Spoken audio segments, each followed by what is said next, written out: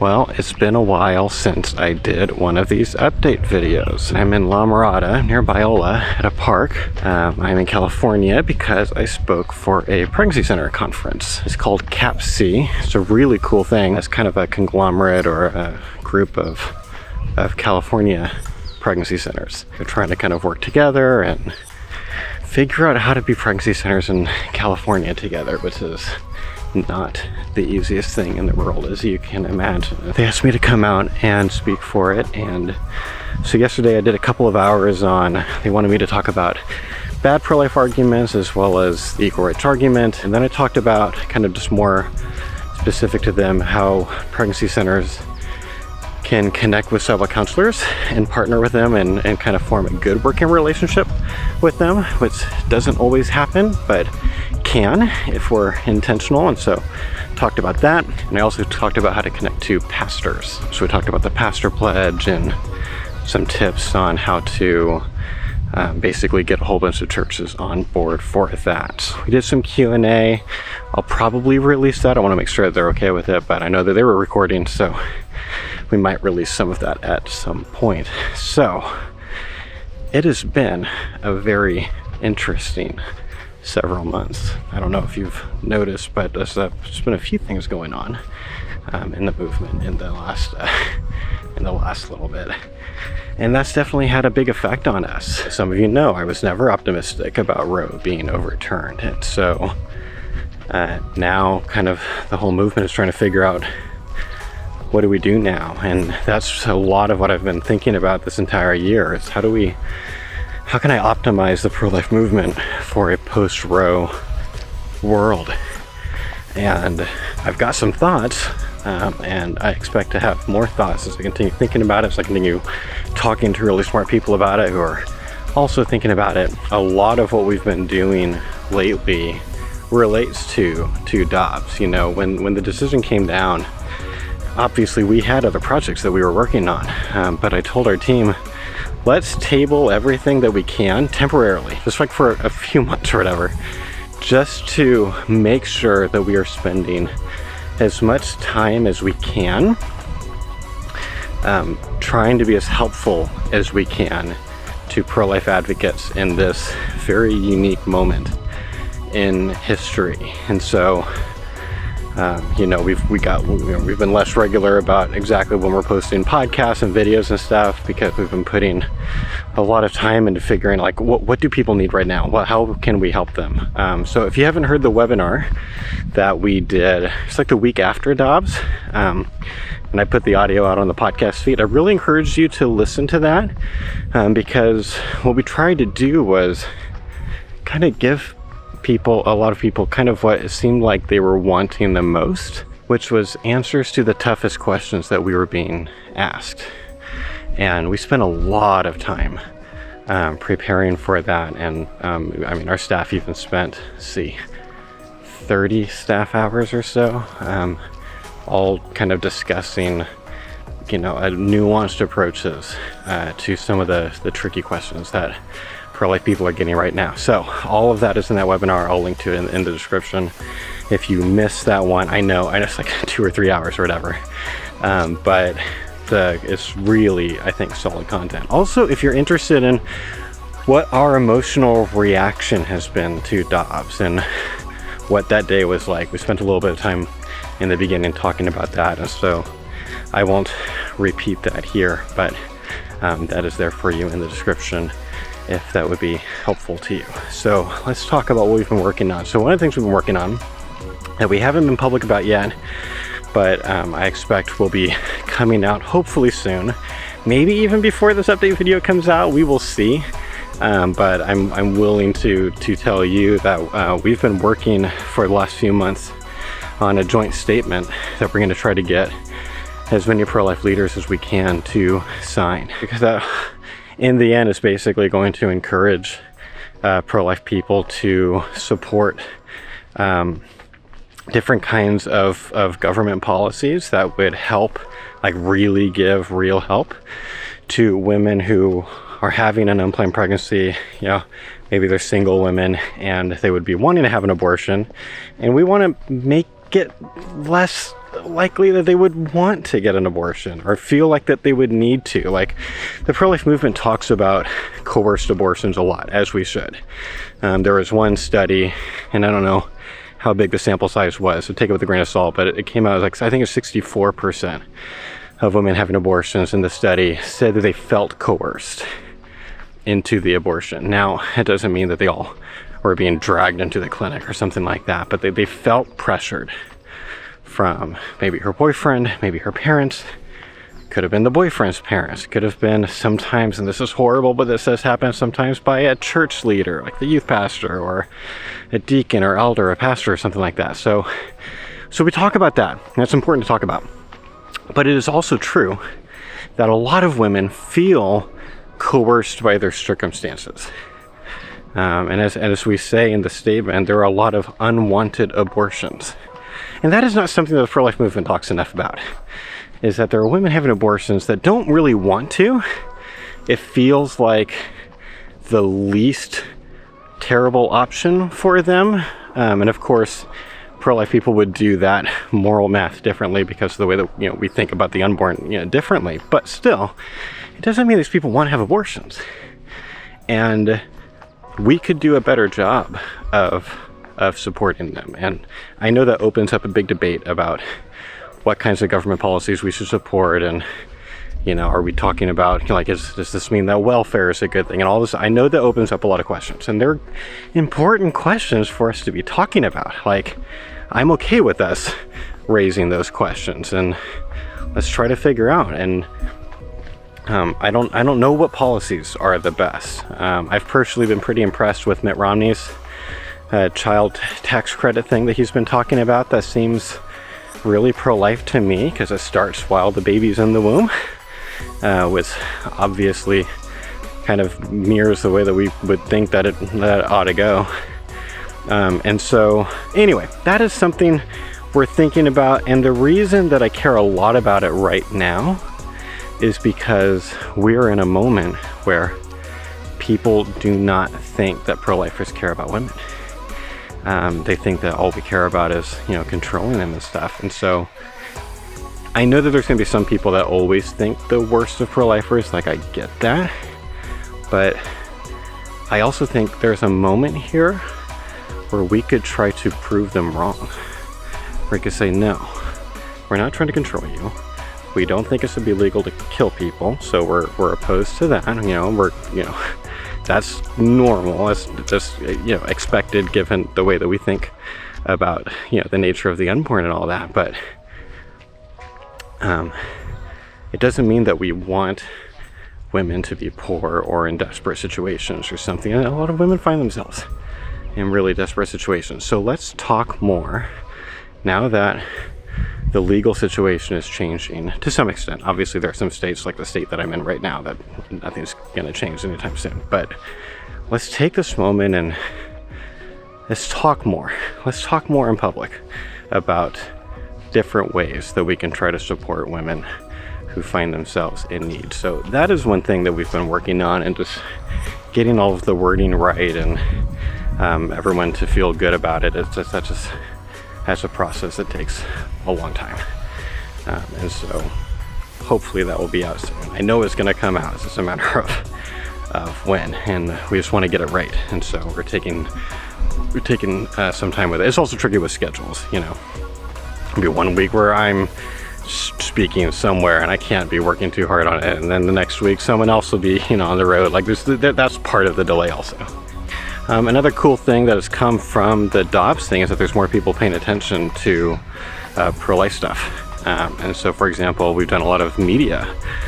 Between Emily and I, we've done interviews lately with the BBC, Washington Post, NPR, and CNN. And that's been just cool to try to kind of get our message out, get the ways that we're thinking about out. It's not up to us how much they use, the media is the media, but that has been a nice thing as a start. I mean, it's like, so sometimes these groups are like finding us and then getting excited about kind of the kind of work that we do, the kind of message that we're putting out. And so that has been nice.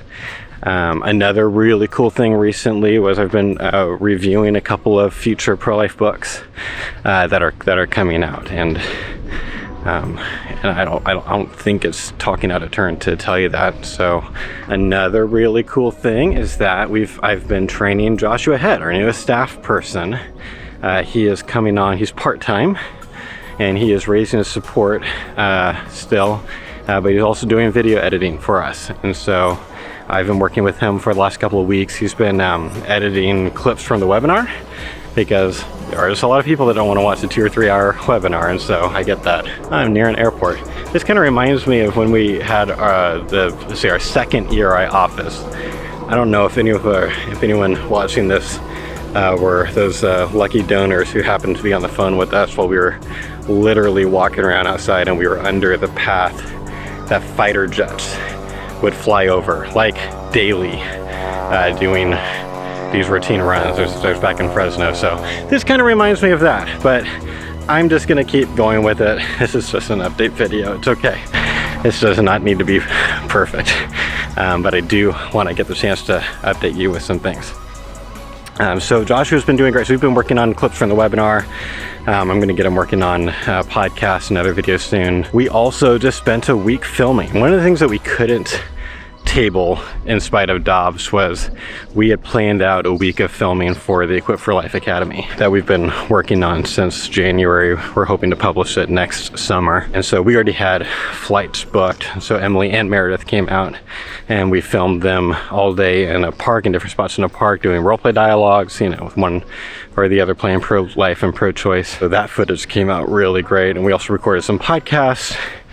We were going to film a bunch of lessons for Equip for Life Academy that we've got scripted, but we didn't end up doing that because we were waiting we were making some changes to the studio, and we want everything to be consistent for Equip for Life Academy, and we had ordered some stuff that just didn't arrive on time, and so we decided we'll just film all that stuff later so we can do it right. And we filmed podcasts and stuff, and so filmed some really good podcasts. By the way, I think we put out one of the best podcasts that we've put out recently. It's a horrible story, but I mean, I think everyone knows at this point about this horrible, tragic story of this 10-year-old in Ohio who was raped and was pregnant and was driven across straight lines to have an abortion. We had a lot of questions from people about how do we talk about this in a way that doesn't make pro-lifers sound like moral monsters, which is a legitimate question. And so Emily and I brought on Robin Atkins, who has been on the podcast before. She's fantastic. She's a mental health specialist and has some really, really good thoughts that I wasn't seeing anyone else talk about. I saw a lot of pro-life people talking about this story wrong.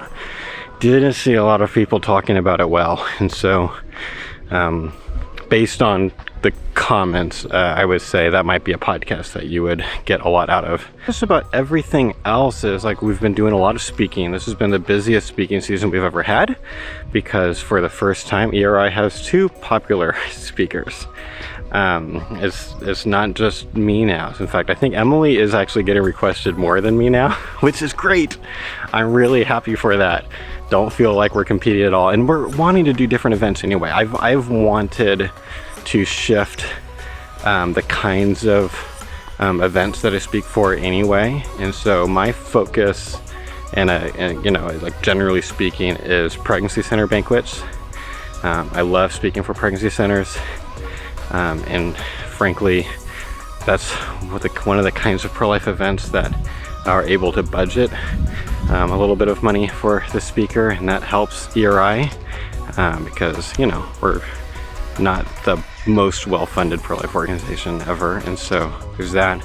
I really want to go back to doing international speaking. We're hoping that we can get more into that kind of as COVID stuff hopefully relaxes. I mean, I feel like every time it feels like everything's going to get relaxed, a new variant is out, so I don't know, we will see, but I know I really care a lot about that.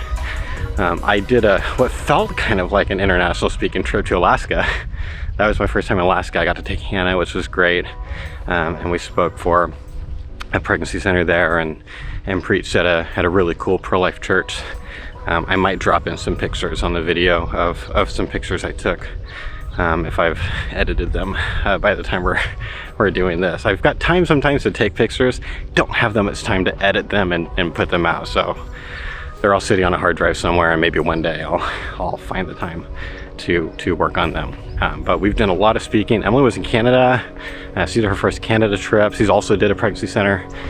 So while I'm doing a lot of like banquets and conferences and things like that, Emily is doing more like the colleges. I spoke at a couple of colleges this spring just because they'd already been set up last year. But generally speaking, Emily is going to be the one speaking at colleges, high schools, you know, probably some of like the church things and stuff like that. So like generally speaking, that's kind of how we'll parse it out. And that helps me to spend more time working on the things that I need to be working on, like putting out the content that we're working on and working on some kind of big level projects. We've got some really big projects we're working on. In fact, I think we're probably working on more simultaneous large projects, which when I think of a large project, kind of what I mean by that is anything it's like not the normal, you know, like every week we're trying to put out either a YouTube video or a podcast or an article. And sometimes maybe two in 1 week, but that's like our standard publishing schedule. We're always kind of working on that and trying to just keep putting things out. I'm really proud of us, how much I think really good stuff that we're putting out for pro-life people. But like big projects would be like Equip for Life Academy. Like that is a 1.5 year long project.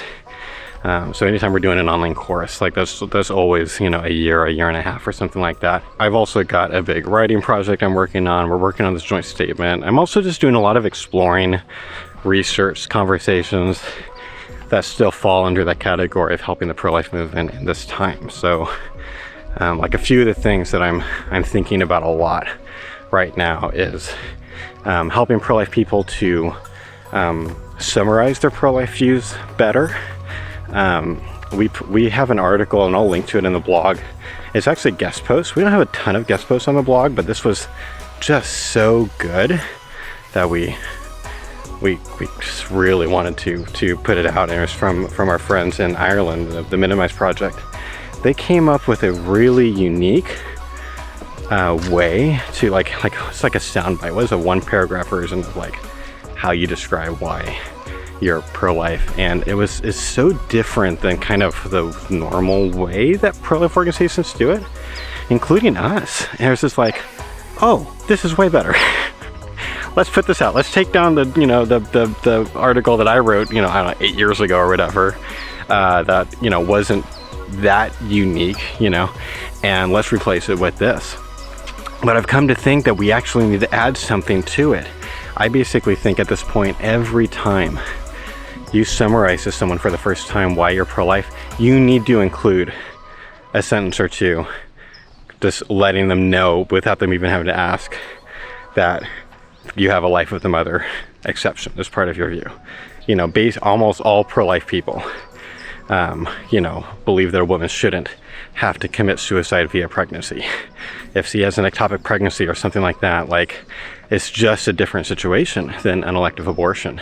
But so many pro-choice people are confused about that because frankly, there's just a very loud kind of fringe extreme part of the movement that is saying things that are kind of contrary to that idea that like maybe that's okay, and that's getting press. It's like, here's one of the disagreements in the pro-life movement right now. It's like, it's not really. It's just some very loud, confused people. But given it doesn't matter the why.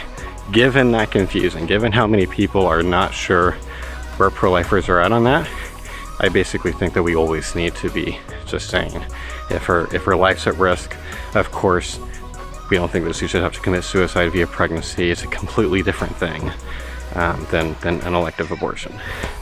I think what's not helpful, but is happening a lot, is when pro-life groups or people who are speaking on pro-life are defining those situations out of the word abortion. So like the typical kind of pro-life thing is they want to be able to say that if you have a procedure to deal with an ectopic pregnancy, like that's not an abortion. It's this different thing. It's a life-saving medical procedure or something like that. And I understand, because morally it's a very different thing. I get that. And so pro-life people don't want to be like, oh, it's not like an abortion. But for pro-choice people, they just think about it differently. The way they use language is different. And frankly, a lot of times that feels weird to them, that we're defining words differently maybe than like the rest of the medical community frankly does. And so we're encouraging pro-life people to just like, here's the way that I think about it. I don't care what you call a procedure. You can give whatever label you want to it. What I care about is it morally justified? Should it be legal? That's the question. So given that the person that I'm talking to, if we're talking about this kind of thing, is going to think of any kind of pregnancy termination as an abortion. I might think of a miscarriage as a kind of abortion, frankly. Then it's like, I'm not going to try to fight about the words. What I'm going to say is, I think that's a really different situation than if a woman wants, is wanting an abortion maybe because she doesn't feel like she has the money right now or something like that. And so, unfortunately, there have been some pro-life people, including at least one pro-life leader recently on TV, who got a pretty bad time for using these words kind of in the typical pro-life way.